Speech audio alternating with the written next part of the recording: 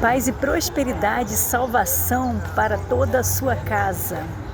Passando aqui para refletir a respeito do livro de Provérbios do rei Salomão.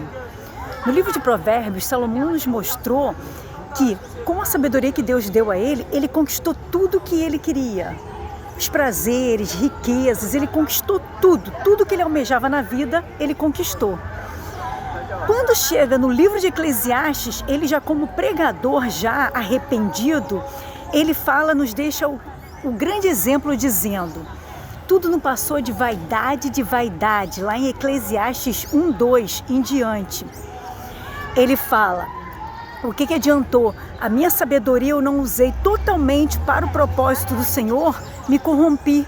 Ele o quê? Ele viu, quando chegou lá em Eclesiastes, no livro, ele relata, arrependido, dizendo: tudo que eu conquistei, eu acabei de forma inadequada. Por quê? Ele começou a levantar templos pagãos por causa das esposas dele, que era mais ou menos umas 1000 mulheres, entre esposas e concubinas.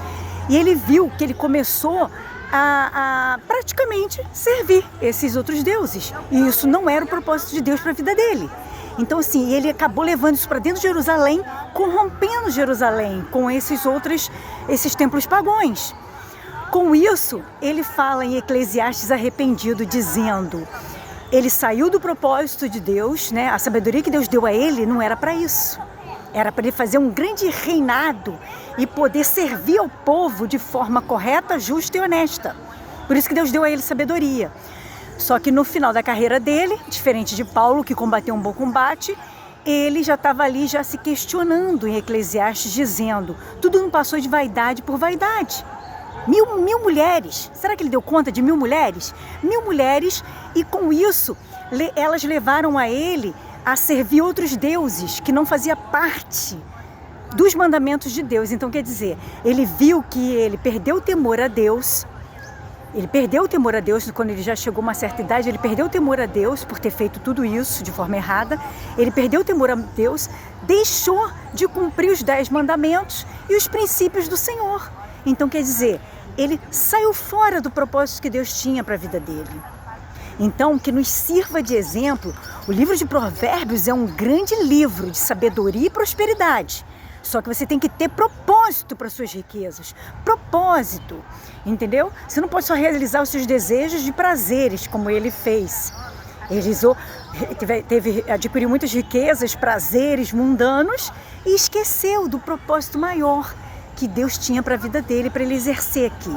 Então, que isso nos sirva de exemplo para a nossa vida, para a gente ver que não só riquezas e prazeres, às vezes, quando chega lá no final, você pode sair fora do propósito.